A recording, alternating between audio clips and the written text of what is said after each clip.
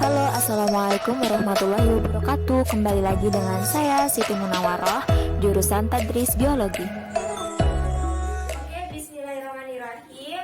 Assalamualaikum warahmatullahi wabarakatuh. Waalaikumsalam warahmatullahi wabarakatuh. Bagaimana kabarnya anak-anak? Alhamdulillah, luar biasa. Allahu Akbar. Oke, alhamdulillah. Apakah sudah siap belajar pada pagi hari ini? Alhamdulillah. Oke, sebelum itu Ibu akan mengecek daftar hadir terlebih dahulu ya. Adakah yang tidak hadir? Tidak ada. Tidak ada. Oke. Coba Ibu cek ya. Rani Dwi Putri, Hadir, Bu. Restu, Hadir. Indah, Hadir. Reni. Hadir, Oke. Reni memperhatikan ya. Oke. Oke.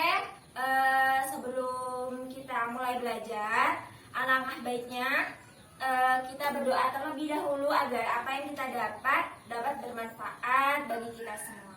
Silakan untuk ketua kelas Rani memimpin doa. Berdoa mulai.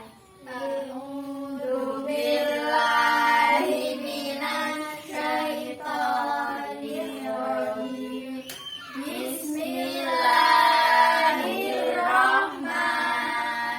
Bismillahirrahmanirrahim.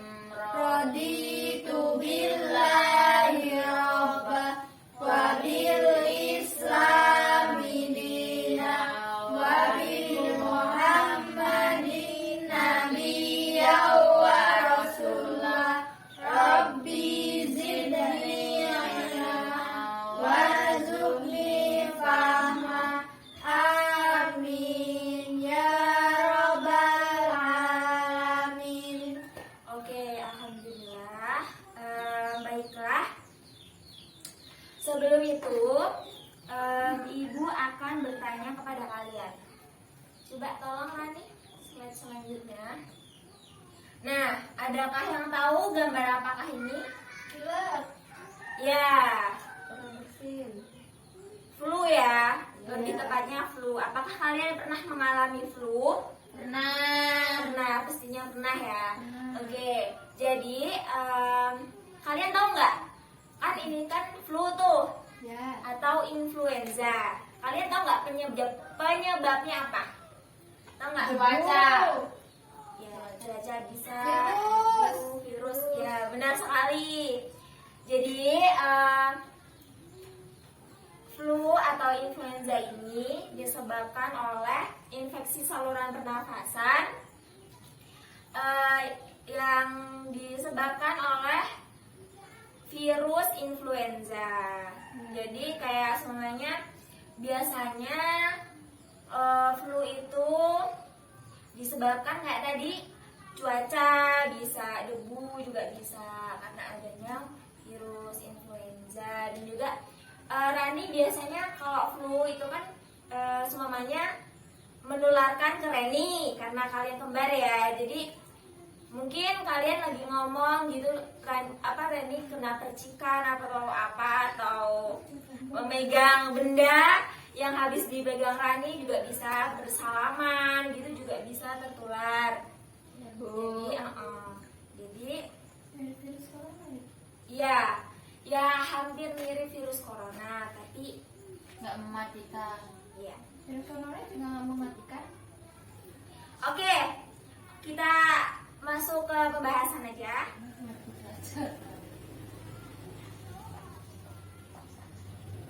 Oke, kita masuk ke tujuan pembelajaran. Nah, kita masuk ke tujuan pembelajaran dulu. Tolong ini dihapus papan tulisnya. Tadi Bu Rani masuk ya? Iya, Bu. Ini nggak. Tadi ngajar tentang materi apa?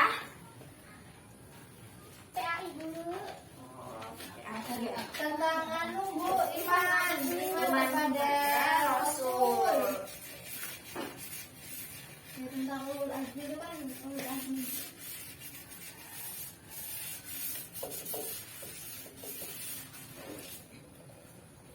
Oke, terima kasih. Oke, kita akan membahas mengenai tujuan pembelajaran. Tujuan pembelajaran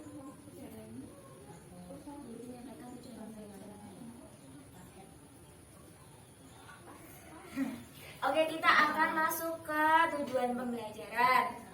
Tujuan pembelajaran hari ini ada 3, yaitu yang pertama mengidentifikasi struktur virus, yang kedua menganalisis proses replikasi virus, dan yang ketiga membandingkan daur litik dan daur lisogenik pada virus.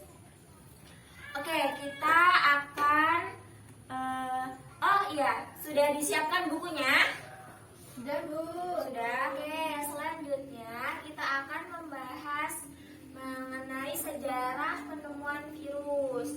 Nah, virus ini ada pada tahun 1892 oleh Dmitri Ivanovsky dari Rusia yang menemukan bahwa getah daun tembakau yang sudah disaring dengan penyaring bakteri masih dapat menimbulkan penyakit mosaik pada tanaman tembakau. Kemudian ia menyimpulkan bahwa penyakit tersebut bukan disebabkan oleh bakteri melainkan virus. Jadi dulu itu sebenarnya sebelum tahun 1892 ada yang menemukan penyakit pada daun tembakau, tapi mengiranya itu adalah bakteri. Ternyata itu adalah virus yang ditemukan oleh Dmitri Ivanovsky.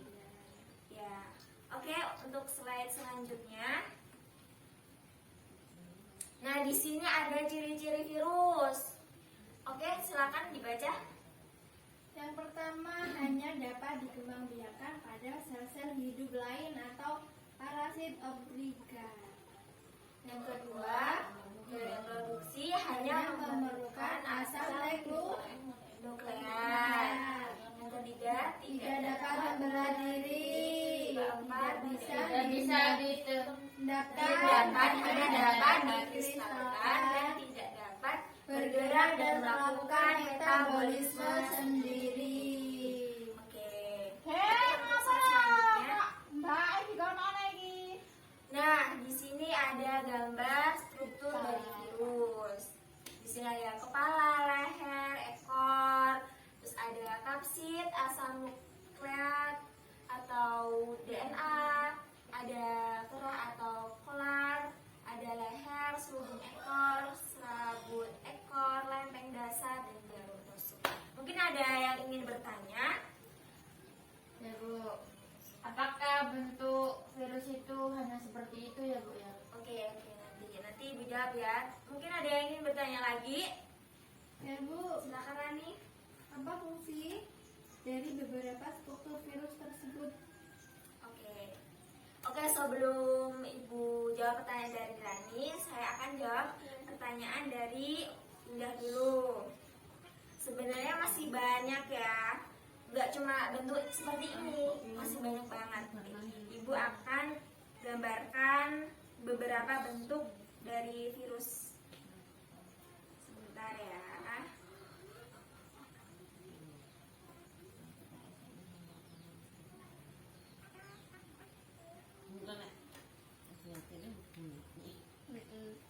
Jadi di mana ininya?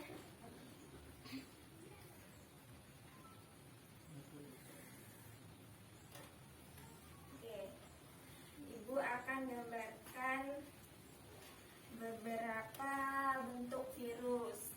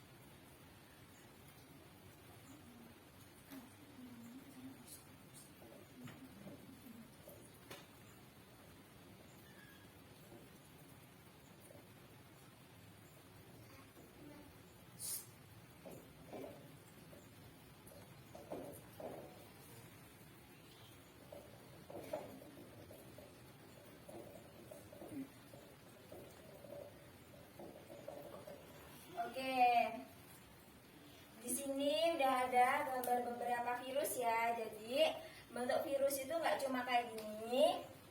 Nih. Nah, virus ini yang Ibu contohkan, ini adalah virus kompleks. Bentuknya seperti ini ya. Terus ada juga yang disebut virus berpelindung. Nah, ini adalah virus berpelindung. Kayak virus corona ya, mirip bentuknya mirip.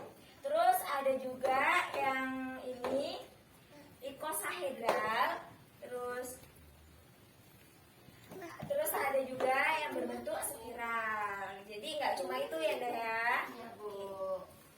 Oke, kita lanjut ke Terus slide tanya lagi kan Bu nanti, Bu? Iya, boleh. Oke, masuk ke slide selanjutnya.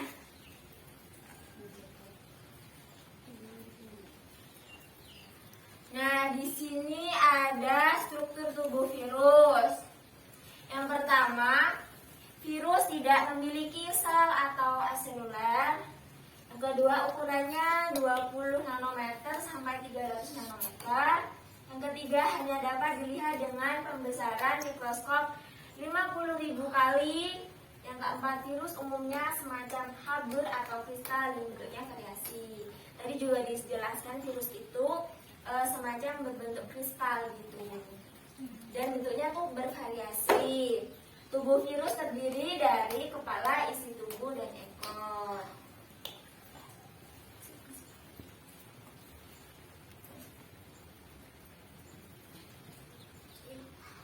Oke, selanjutnya ada bagian tubuh virus. Tadi kan minta penjelasannya. Di sini udah ada penjelasannya. Yang pertama, kepala. Nah, kepala virus ini berisi DNA dan bagian luar diselubungi oleh kapsid. Nah, virus ini berisi DNA. Kepala virus berarti kan berisi DNA dan bagian luar diselubungi oleh kapsid. Nah, kapsid ini merupakan selubung protein yang berfungsi untuk memberi bentuk pada virus dan melindungi asam nukleat virus dari kerusakan. Oke. Nanti kalau semuanya ada ulangan gitu, nanti semuanya ada pertanyaan nih, protein penyusun kapsid. Protein penyusun kapsid itu disebut kapsomer. Kapsomer disebut kapsomer. Tolong dicatat.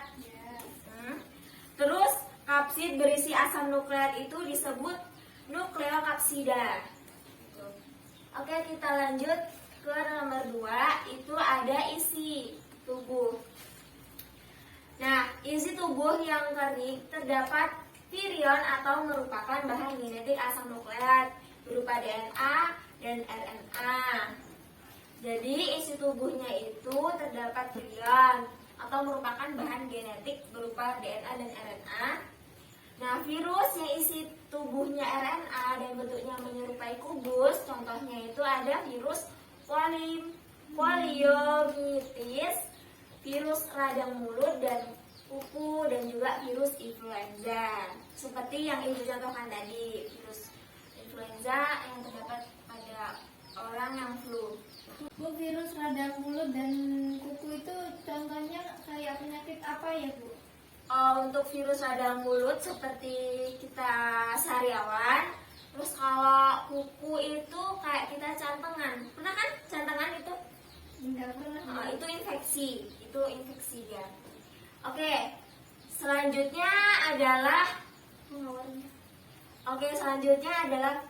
virus yang isi tubuhnya berupa RNA, protein, lipida, dan polisakarida. Itu contohnya ada paramyxovirus. Terus jika virus yang isinya tubuhnya berupa RNA, protein, dan banyak lipida, contohnya itu ada virus cacar. Sebenarnya kalau dipahami bisa ya, tapi emang biologi itu sedikit sedikit rumit jika kita nggak benar-benar mau pelajarinya gitu. Oke, selanjutnya ada ekor. Nah, ekor itu merupakan alat penancap ke tubuh organisme yang diserang dan terdiri atas tabung bersumbat yang dilengkapi benang atau sabun. Nah, jadi ini ekornya ya. Ini ekornya. Oke, untuk asam nukleat yang diselubungi kapsid disebut nukleokapsida. Terus kalau nukleokapsida yang telanjang, contohnya itu adalah virus kutil. Terus dan juga kalau nukleokapsida yang diselubungi membran pembungkus, contohnya itu ada virus influenza dan virus herpes. Jadi ini seperti ini, influenza dan virus herpes. Oke, selanjutnya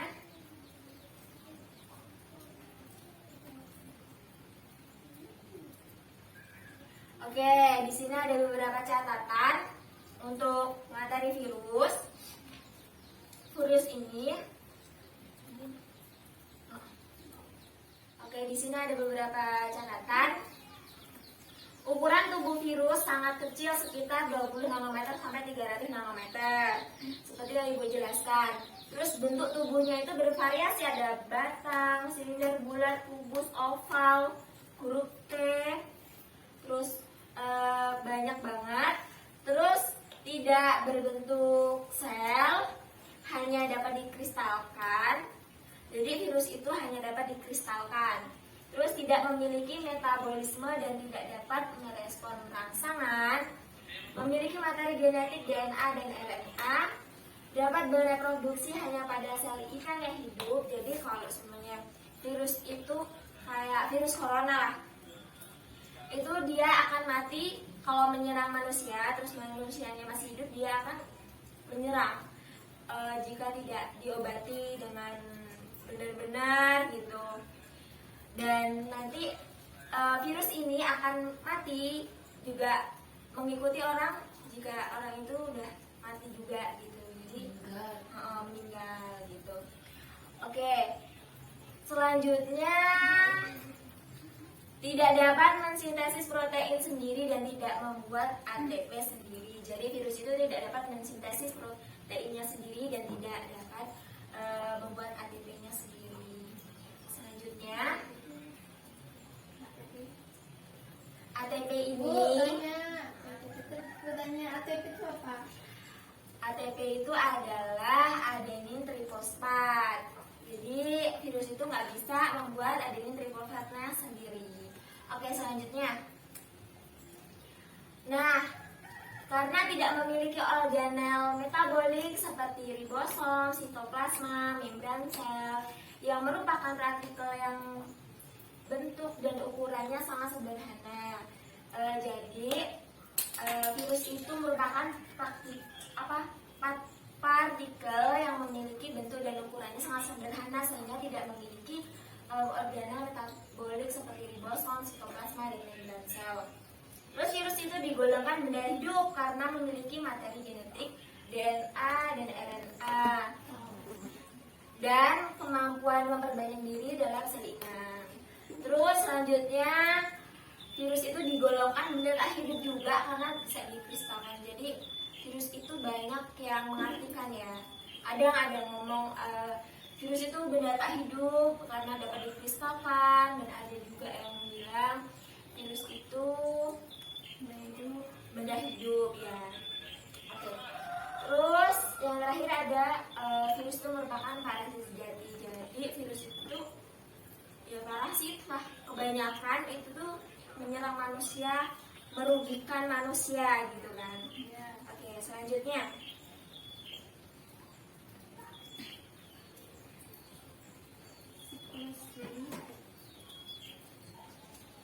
Nah, selanjutnya ini ada siklus litik.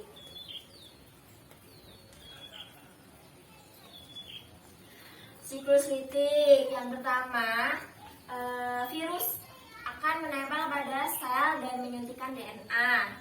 Terus kemudian DNA virus memasuki salah satu siklus, yaitu adanya siklus litik dan siklus lisogenik. Jadi siklus litik dan lisogenik ini merupakan siklus reproduksi bagi virus. Terus yang ketiga, selanjutnya virus baru akan terbentuk. Nah, kan virus itu menempel dan menyuntikkan DNA. Setelah itu kan DNA virus kan masuk ke salah satu virus tuh, litik atau lisogenik. Terus selanjutnya virus baru akan terbentuk, ya kan, karena lisogenik itu kan reproduknya virus. Nah, virus baru akan terbentuk dan sel akan pecah serta melepaskan virus. Oke, jadi siklus litik ini merupakan siklus reproduksi atau replika genom virus yang pada akhirnya akan mengakibatkan kematian pada sel inangnya. Gitu. Oke, yang pertama ini ada fase absorpsi. Di sini ada 7 fase. Terus yang pertama ada fase absorpsi. Nah, pada fase absorpsi ini virus menempel pada permukaan dinding atau membran sel inang. Tempat penempelan virus terletak pada bagian yang mengandung protein tertentu yang dapat dikenal oleh reseptor virus. Nah, menempelnya virus ini pada dinding sel disebabkan oleh adanya reseptor pada ujung serabut ekor virus. Jadi karena adanya reseptor pada ujung serabut ekor virus. Daerah tempat penempelan virus dinamakan daerah reseptor. Oke, selanjutnya ada fase injeksi. Nih, yang kedua ada fase injeksi. Pada fase injeksi, virus melakukan penetrasi pada dinding atau membran sel dan masuk ke dalam sitoplasma atau hanya memasuki materi genetik DNA dan atau RNA ke dalam sel inang dengan kapsid tetap berada di permukaan dinding dan membran sel inang. Terus selanjutnya ada fase eklifase. Ini ada fase eklifase. Nah, setelah bercampur dengan sitoplasma inang, DNA virus mengambil alih kendali DNA inang. Terus selanjutnya ada fase sintesis. Nih, fase sintesis. Nah, setelah virus berhasil mengendalikan seluruh aktivitas sel inang, selanjutnya virus menggunakan sistem metabolisme sel inang untuk menghasilkan komponen-komponen virus seperti kapsid, ekor, serabut ekor, dan kepala. Jadi di fase sintesis ini virus itu menghasilkan kayak ekor, serabut ekor, dan kepala. Oke. Selanjutnya yang kelima ada fase replikasi. Fase replikasi. Nah, komponen-komponen virus yang sudah terbentuk pada sintesis kemudian direplikasikan atau digandakan dalam jumlah banyak. Di sini di fase replikasi, direplika. Fase selanjutnya fase perakitan. Ini. Pada tahap ini kapsid virus yang masih berpisah-pisah antara kepala ekor, serabut ekor yang mengalami proses perakitan menjadi kapsid yang utuh. Jadi di sini virus itu menjadi kapsid yang utuh. Terus selanjutnya yang terakhir ada fase lisis. Oke, setelah terbentuknya virus-virus baru tuh yang sempurna, maka induk virus akan mengeluarkan enzim lisozim untuk menghancurkan sel inang yang kemudian diikuti dengan pelepasan virus-virus baru. Oke, selanjutnya ada siklus lisogenik. Jadi apa tadi? Fasenya ada siklus litik, terus lisogenik. Nah, pada siklus lisogenik ini, tahapan dari siklus ini hampir sama dengan siklus litik. Namun perbedaannya yaitu sel inangnya tidak hancur tetapi disisipkan oleh asam-asam nukleat dari virus. Nah, tahap penyisipan tersebut kemudian membuat provirus. Oke, siklus lisogenik ini merupakan siklus reproduksi atau replika genom virus tanpa menghancurkan sel inang. Jadi kalau litik tadi menghancurkan sel inang, kalau sel litik tadi kan menghancurkan virus itu menghancurkan sel inang. Kalau lisogenik ini virus itu tidak menghancurkan sel inang. Ibu nggak jelasnya ini ya, nanti ibu kasih video agar kalian tahu gitu. Oke, selanjutnya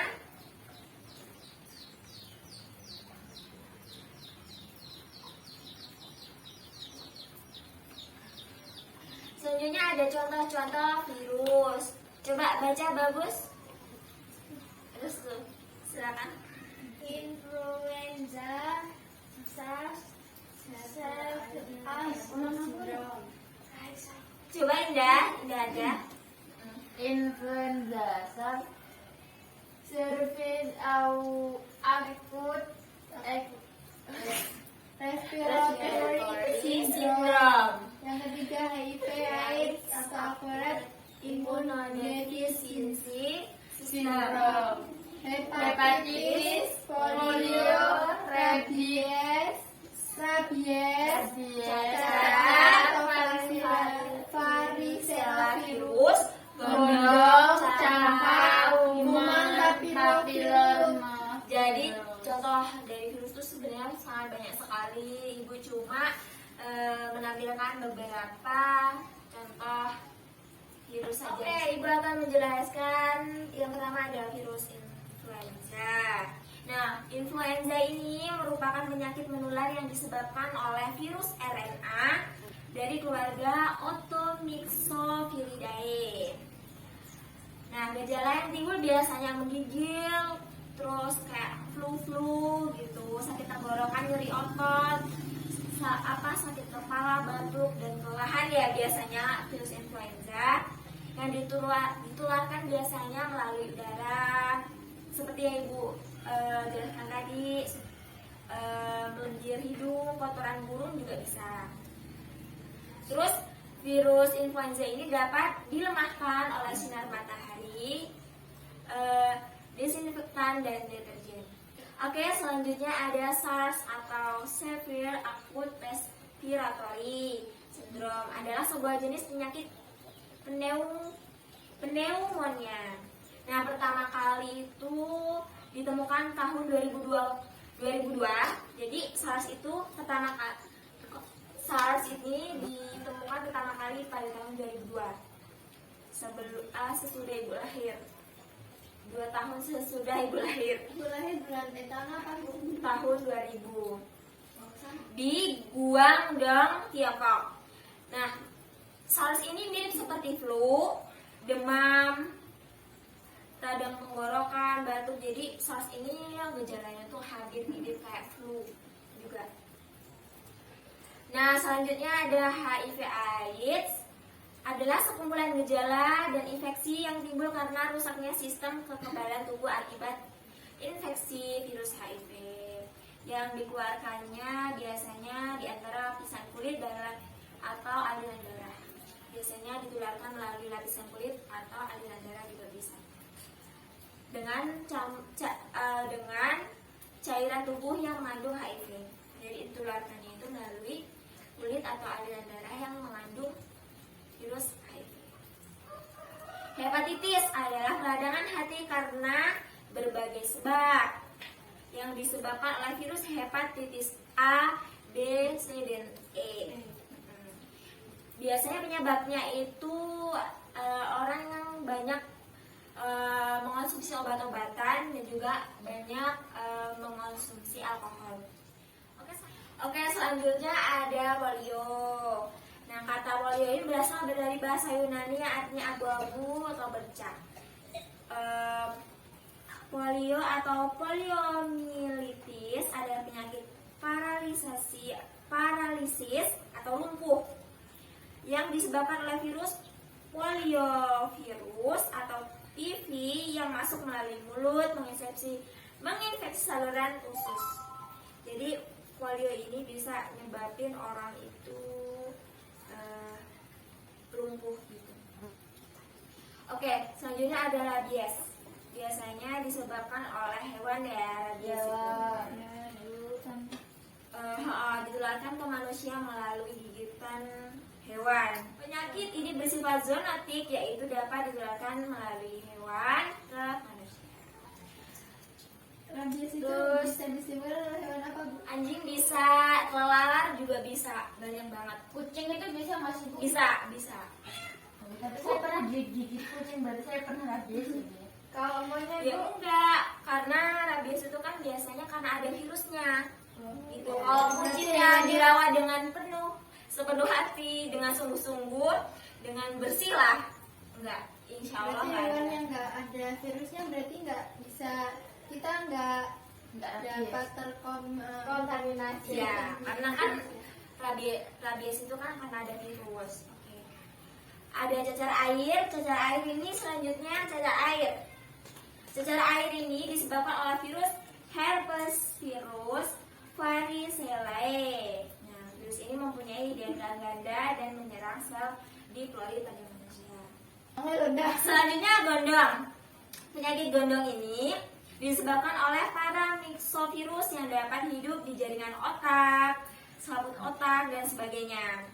Terus selanjutnya ada campak. Campak disebabkan oleh virus paramyxovirus yang tidak mengandung enzim neuraminidase. Nanti ibu kasih PPD-nya apa? Nanti ibu kasih filenya aja ya, biar kalian belajar sendiri.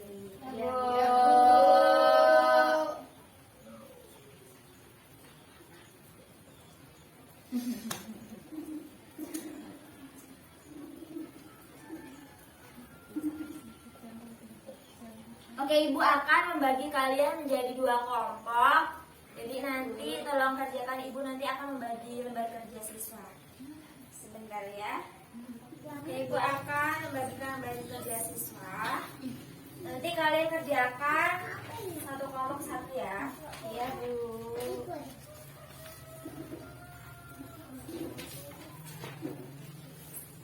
Silakan tampilkan video terlebih dahulu. Jadi kalian mengerjakan di lembar kerja siswa. Nanti mengerjakan soal-soal itu tentang soal tentang struktur virus dan juga soal tentang perbedaan tadi sistem litik dan sistem isogeniknya. Oke, ibu akan menampilkan videonya dulu.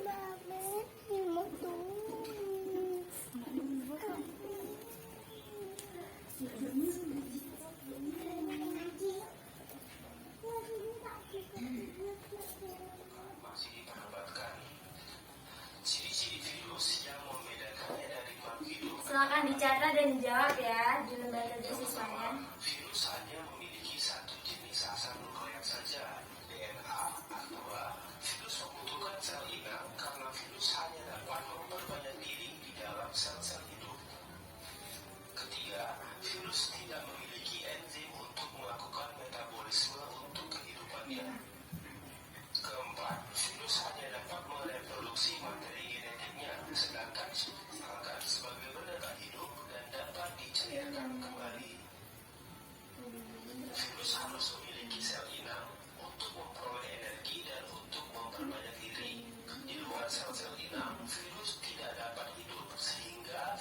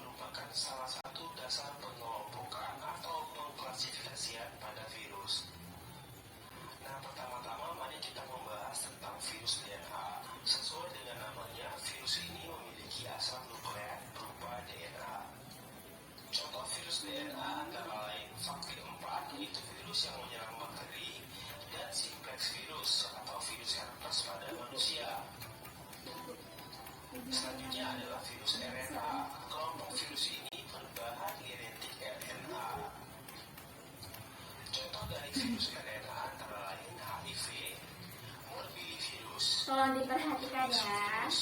Adenavirus, coronavirus, dan rubivirus. Komponen selanjutnya dari virus adalah selubung protein. Selubung protein atau kapsid adalah selubung yang membungkus asam nukleat sehingga disebut nukleokapsid. Kapsid tersusun atas subunit protein yang disebut kapsomer. Sebagai contoh, virus herpes tersusun atas 162 kapsomer. Kapsid memiliki 3 fungsi, yaitu membungkus dan melindungi asam nukleat agar tidak tercerna oleh enzim, memberikan tempat pelekatan yang memungkinkan virion dapat melekat pada sel inang, dan memberi bentuk pada virion. Komponen ketiga adalah sampul. Sampul adalah membran lipoprotein yang mengelilingi kapsid. Sampul ditemukan hanya pada beberapa virus, contohnya virus influenza. Virus yang memiliki sampul disebut virus bersampul, sedangkan virus yang tidak memiliki sampul disebut virus telanjang. Sampul tersebut tersusun atas 2 lapis lemak yang diselingi molekul protein atau lipoprotein bilayer dan mengandung bahan-bahan dari membran sel inang. Virus memiliki bentuk dan ukuran yang tetap. Bentuk sebuah virus ditentukan oleh organisasi subunit protein atau kapsomer yang menyusun kapsid. Kapsid virus umumnya berbentuk heliks, contohnya pada virus mosaik tumbuhan atau DMV berbentuk batang atau benang. Ada juga viral, contohnya bakteriofag atau dikenal sebagai fag T4 yang menyerang bakteri E. coli. Pada tahun 1970-an ditemukan molekul-molekul RNA kecil tanpa selubung protein tetapi mampu menimbulkan penyakit. Molekul-molekul tersebut diberi nama viroid. Viroid hanya tersusun atas sebuah asam nukleat RNA yang sangat pendek dan berbentuk cincin tertutup. Ukuran viroid hanya 1/10 dari ukuran virus terkecil. Viroid umumnya menyebabkan penyakit pada tumbuhan seperti jeruk, kentang, mentimun, dan kelapa. Berbeda dengan viroid yang hanya terdiri dari RNA, prion hanya merupakan protein asing tanpa asam nukleat yang mampu menimbulkan penyakit, terutama penyakit saraf pada hewan dan Sudah manusia. selesai? Udah, Bu. Virus tersebut tidak dapat dimusnahkan sebentar ya. dengan autoklaf, pemasakan suhu tinggi, disinfektan, atau dikubur dalam tanah selama berbulan-bulan. Penyakit sapi gila merupakan salah satu contoh penyakit yang disebabkan oleh prion. Telah kita ketahui bersama bahwa struktur tubuh virus sangat sederhana dan tidak memiliki perangkat untuk bereproduksi secara mandiri. Karena struktur Sebentar.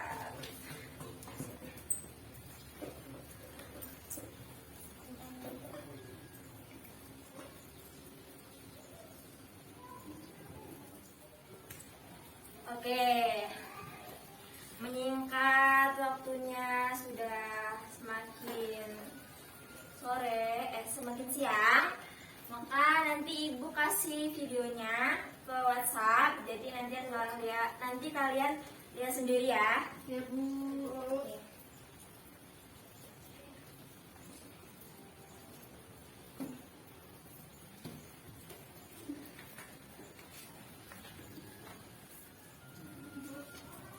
Sini dikumpul.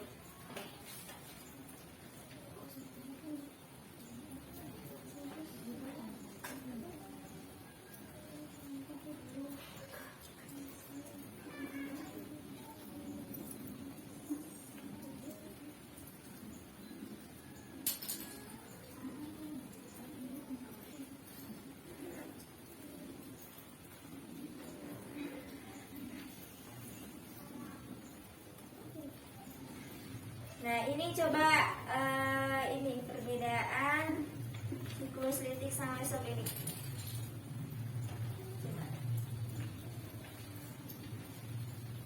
Tadi kan kalian sudah mengerjakan, ada yang esai ya, esai. lembar kerja siswa kan tadi ada yang esai. Yang pertama tadi kan tentang struktur tubuh virus. Nah, Ibu ingin kalian menjelaskan yang perbedaan antara siklus litik sama siklus lisogenik aja. Perbedaan. Yang pertama siklus litik, sel inang atau Tolong tunjuk tangan siapa? Bu. Silakan. Rani. Yang pertama siklus litik. Siklus litik itu memiliki sel inang. Sel inang itu akan mengalami kematian pada akhir siklus replikasi virus. Sedangkan di siklus lisogenik, sel inang tidak akan mengalami kematian pada akhir siklus replikasi virus karena ia mempunyai virus dan virulensi. Lalu di siklus litik terdiri atas 5 tahapan proses, yaitu absorpsi, injeksi, injeksi, sintesis, perakitan, dan litik. Sedangkan di siklus lisogenik ada 7 tahapan, yaitu absorpsi, injeksi, penggabungan, pembelahan, sintesis, perakitan, dan litik.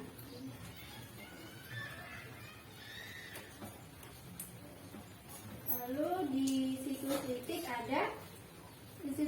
itu bersifat non-virulen atau artinya memasukkan DNA virus pada sel hidup, tidak akan diikuti dengan pembelahan virus baru. Sedangkan di siklus lisogenik bersifat virulen, artinya masuknya DNA virus pada sel hidup akan selalu diikuti dengan pembentukan virus-virus baru. Lalu untuk waktunya di siklus litik itu waktunya relatif singkat, sedangkan di siklus lisogenik reproduksinya waktunya lebih lama. Lalu daun litik tidak bisa berubah menjadi daun lisogenik meskipun sel inangnya mengalami kematian. Sedangkan di daun lisogenik bisa berubah menjadi daun litik bila virulensi sel inang hilang. Oke, cukup. Jadi antara lisogenik sama litik itu berbeda ya. Oke, jadi Ibu akan membagikan lembar evaluasi ya. Tadi kan sudah udah menjelaskan tentang perbedaan siklus litik sama lisogenik. Ibu akan sebelum kita tutup, Ibu akan membagikan lembar evaluasi diri. Kalian bisa mengisinya. Ini individu aja ya, bukan barengan. Tadi kan kelompok, sekarang individu.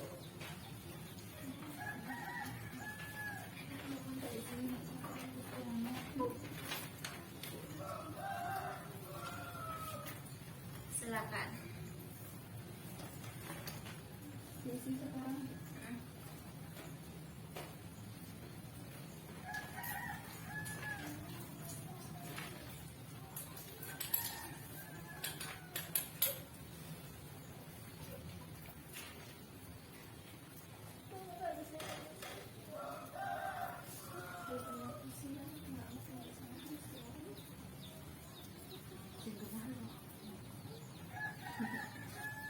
Sudah? Belum, Bu.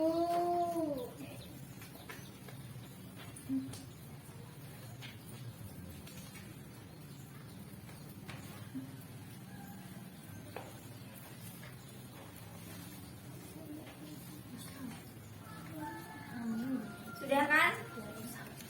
Sudah.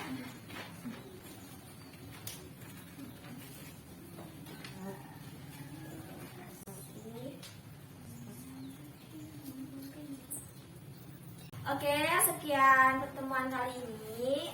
Semoga bermanfaat bagi kita semua. Ibu, coba sebelum kita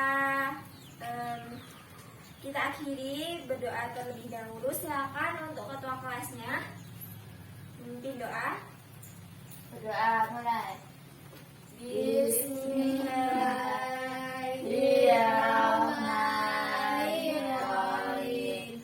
Wal asri innal insana lafi khusri illal ladzina amanu wa amilus solihati wa tawassaw bil haqqi wa tawassaw bisawab. Alhamdulillahirrahmanirrahim. Oke, Ibu akhiri. Wassalamualaikum warahmatullahi wabarakatuh. Waalaikumsalam warahmatullahi wabarakatuh. Oke, silakan Rani untuk dihapuskan tulisnya. Terima kasih. Wassalamualaikum warahmatullahi wabarakatuh.